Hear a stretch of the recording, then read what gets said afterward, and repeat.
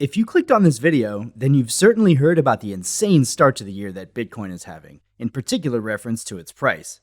This wild price action understandably gets a lot of attention, and a large chunk of that attention comes from people who are curious about dipping their toe into the water for the first time. Now, even if this doesn't apply to you, you might be able to use a refresher and want to consider some options or methods you haven't employed yet.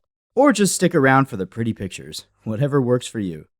Welcome to Crypto Bookworm, your go-to channel for easy-to-grasp crypto education.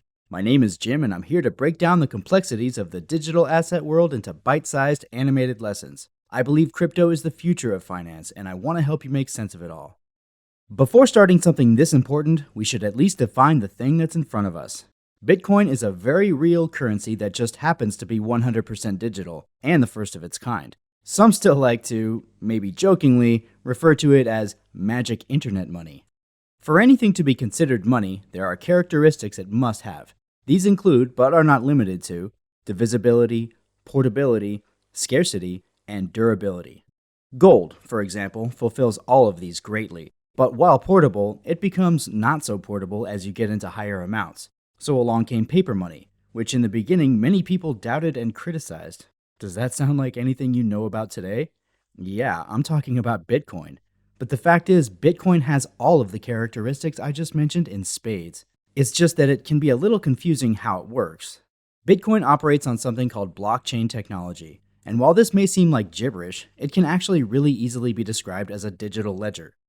In olden times, banks and companies managed their finances in a giant notebook called a ledger, logging and tracking every transaction.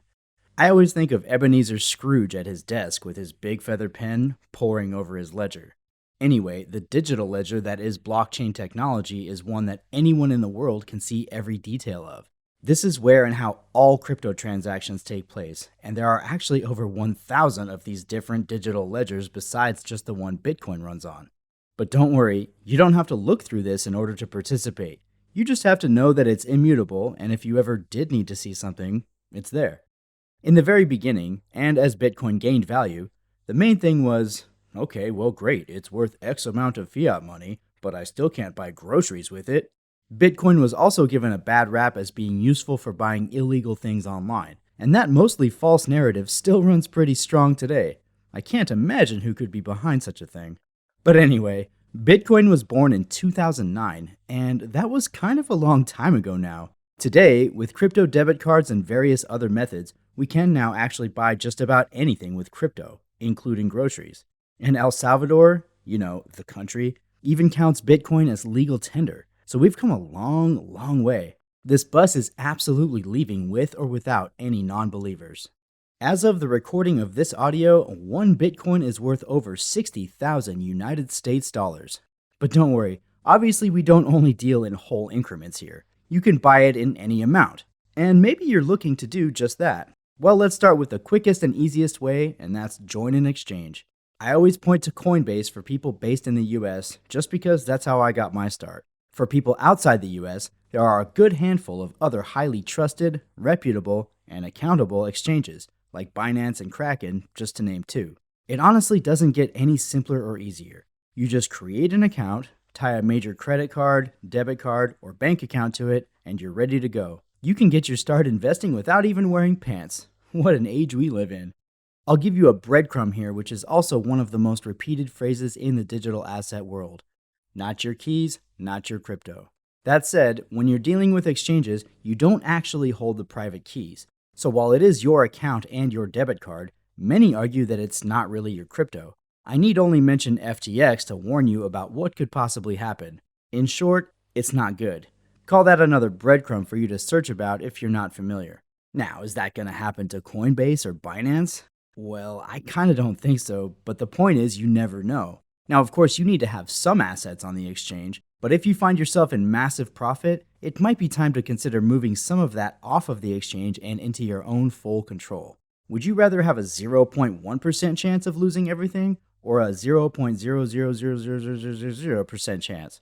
Well, the way to the latter is with a non-custodial wallet. These can be 100% digital, but there are accompanying physical devices available as well. You can even connect your wallet to a bank account. I've done multiple videos on crypto wallets, so do give them a look after this one. While this might sound like it's starting to get too techy and complicated, I'm telling you it's never been more user-friendly. And I offer just one of many resources available, as the digital asset world is really blasting off. Like, really. Hey, if you're still here, could I trouble you for just a little thumbs up and possibly clicking the subscribe button? Those two little clicks not only mean the world to me, but also help spread crypto education during these crazy times. I can't thank you enough. So, backpedaling just a bit, let's say you've chosen your exchange and added your debit card. This is an exciting moment, and it might be tempting to throw everything into Bitcoin right now. But while it may just be a few taps on your phone, this is real investing and it requires careful thought. The golden rule of investing is never throw in more than you're willing to lose. So budget carefully, and as long as you're confident you can pay your rent or mortgage, not starve, your kids won't starve, and all of your other basic needs can definitely be met, well then whatever is left over, go ahead and throw it in. But wait. This also doesn't mean definitely do it right now. There's this little thing called technical analysis. That's reading the charts with the little green and red bars, which are actually called candles. And if you're like I was, that's like looking at the code on the screen in that scene from the movie The Matrix and trying to see an actual picture. But just like any other skill, it's something that can be learned through diligent effort and practice. Must you do it in order to tap the buttons on your Coinbase app? Well, I think that's for you to decide. Could you just ask your experienced buddy if now is a good time to buy? I mean, if you want, but just be sure you hold only yourself accountable for your finances and investing. Now, some hardcore types turn their nose up at all this debit card and bank account talk. They say the true vision of Bitcoin was to not involve these entities. I personally think a balanced perspective is important, because without adoption, acceptance, and visibility, the true dream of the perfect currency can't really go anywhere anyway. We're subject to the will of humanity as a whole, and a thing will go where a thing is going to go. Simple as that. That said, these guys have a point. And if you want to adopt a philosophy more akin to theirs, then there are other ways to buy Bitcoin. The main one, of course, is going to be peer-to-peer. This can be done on other types of exchanges, and those are usually fully decentralized. That's the point of the hardcore thinking, to cut out the gigantic middlemen of finance. But definitely do plenty of research on this topic as well as the individual exchanges before you jump in. Whether you have experience in stock trading or not, you probably know that Bitcoin and other cryptocurrencies are considered highly volatile in comparison. This comes with pros and cons. Buying stock in well-known companies is most likely safer, I'll say that, but keep in mind that volatility also means prices quickly going up, not just down. So the highs are high, but the lows can be low. And really no matter what one invests in, they're sure to learn that firsthand. I definitely have, and I'm sure I'll continue to. But with the right strategy and mindset, crypto's volatility can work heavily in your favor and over a shorter period of time than dollar cost averaging into Tesla, just as an example. Crypto really is a different world, but also still very much under one umbrella called finances and investing. A chart is a chart at the end of the day.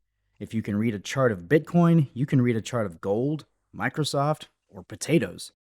With the Bitcoin halving just around the corner, I talked about that in my last video, go check it out. And with the price doing what it's already been doing ahead of the halving, we're probably entering the most exciting time in crypto history.